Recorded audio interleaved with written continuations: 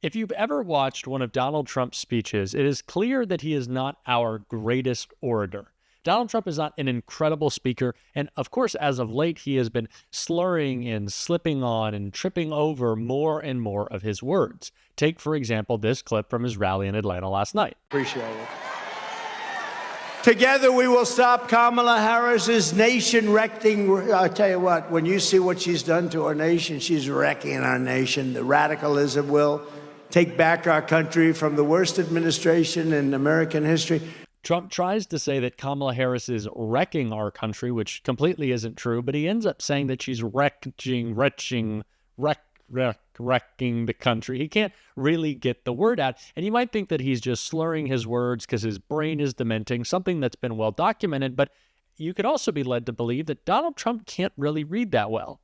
Whether it's that he needs glasses and he doesn't want to wear them because he thinks they'll make him look bad, or he can't actually read. He just can't read that well. And that theory has been given some credence by a clip that is resurfacing right now of comedian and former SNL cast member Pete Davidson talking about Donald Trump's inability to read and how strange it was on set when they'd be going over scripts and Donald Trump would be adding his own little verbal flares to whatever he'd be talking about or actually couldn't get through a script. And that clip is going so viral right now because, as we've talked about on this show, Donald Trump is really struggling to speak lately. And a lot of psychiatrists and psychologists have pointed to the fact that his brain is dementing, but it also could be the case, and it has been well documented before, that Donald Trump maybe just can't read that well. Someone who claims to be a stable genius or have such a high IQ maybe isn't all that much as he's built up to be or built himself up to be. But let's get into this clip, a hilarious clip of Pete Davidson.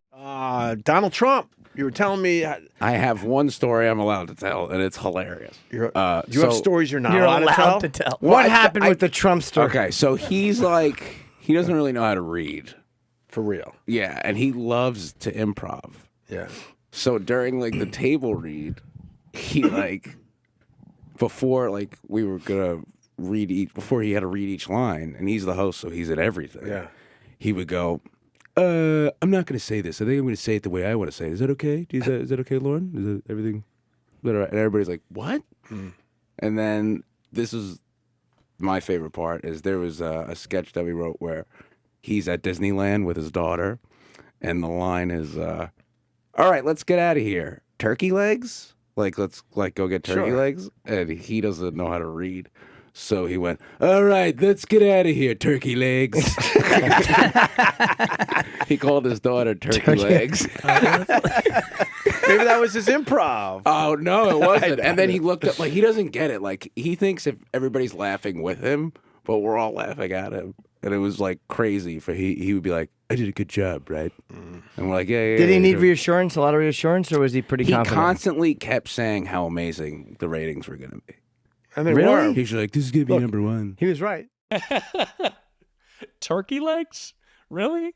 I guess Donald Trump maybe doesn't understand punctuation or comedic timing or timing at all. I don't know. But it's also funny that Pete points out how obsessed with ratings Donald Trump is. And like I said before, this isn't the only example of Donald Trump not being able to read or being called kind of stupid by people around him. A study from Newsweek that I want to get into details just that. Trump speaks at a 4th grade level, lowest of last 15 U.S. presidents, new analysis finds. President Donald Trump, who boasted over the weekend that his success in life was a result of being really smart, communicates at the lowest grade level of the last 15 presidents according to a new analysis of speech patterns of presidents going back to Herbert Hoover.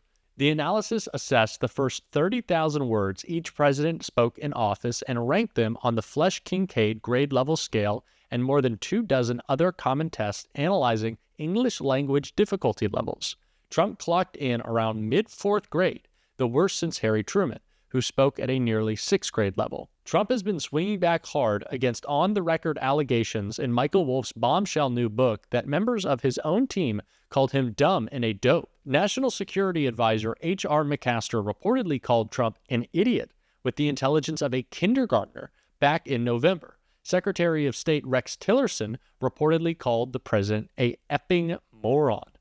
And of course, these reports have gone on for a long time. Everyone around Donald Trump knows he is unfit to be president.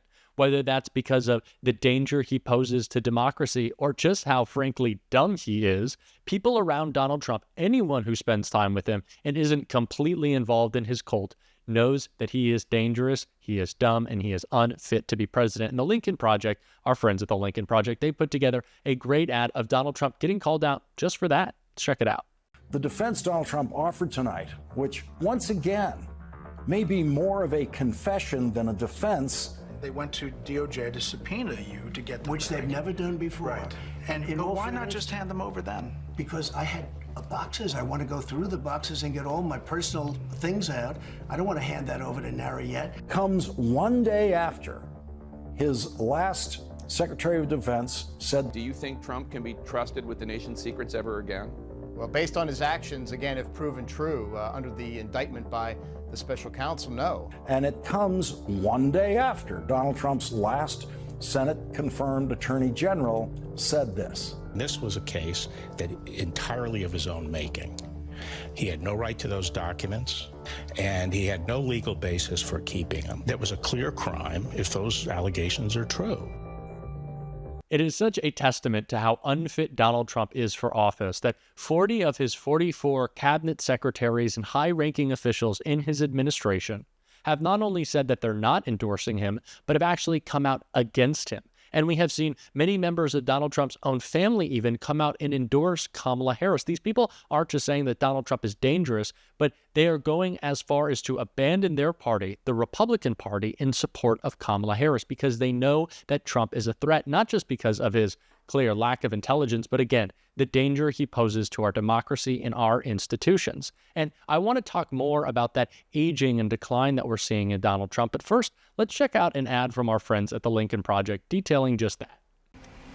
Old, weak. Many don't feel he is fit. Sick, tired. Too old to serve. Stammering, slurring. He was ranting and raving. Slipping, forgetting. And the guy just kept getting confused. Slow. Panic has certainly set in. You know which politician we're talking about, right? Oh, you thought it was about Joe Biden? Venezuela, it's unbelievable. Is he all right? Let's think about some more words. Liar. I have absolutely no idea who this woman is. Criminal. Rapist. I'm here because Donald Trump raped me.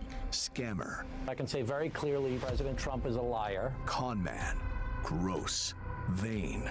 I don't care about you, I just want your vote. Cruel. You are a rude, terrible person. Disgusting. Creep. You know exactly who we're talking about. You won't have to vote anymore. Don't you?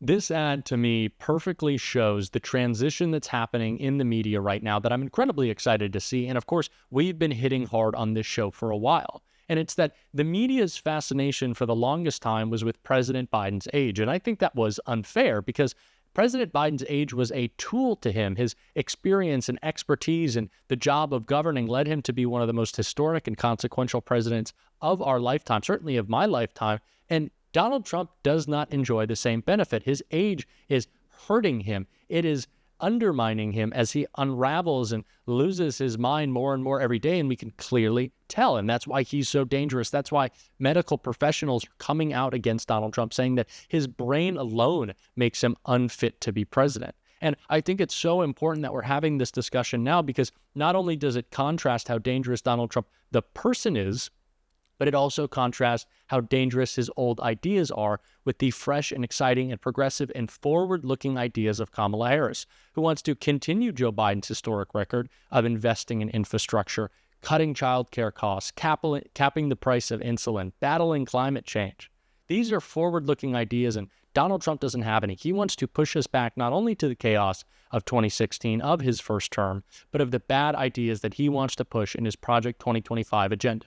And it has to be called out, and it has to be contrasted. And that is how Kamala Harris is going to win in November. And if you want to support calling out Donald Trump, make sure, as always, that you hit that subscribe button if you haven't already, and you join what we're building. And if you enjoyed these videos, make sure to leave a like. It really goes a long way if you hit that thumbs up button. And if you want to add a little extra layer of support to your support of this channel, you can go ahead and hit the join button and become an exclusive member. It goes a long way, and it would mean the world to me. And until next time, I'll see you soon.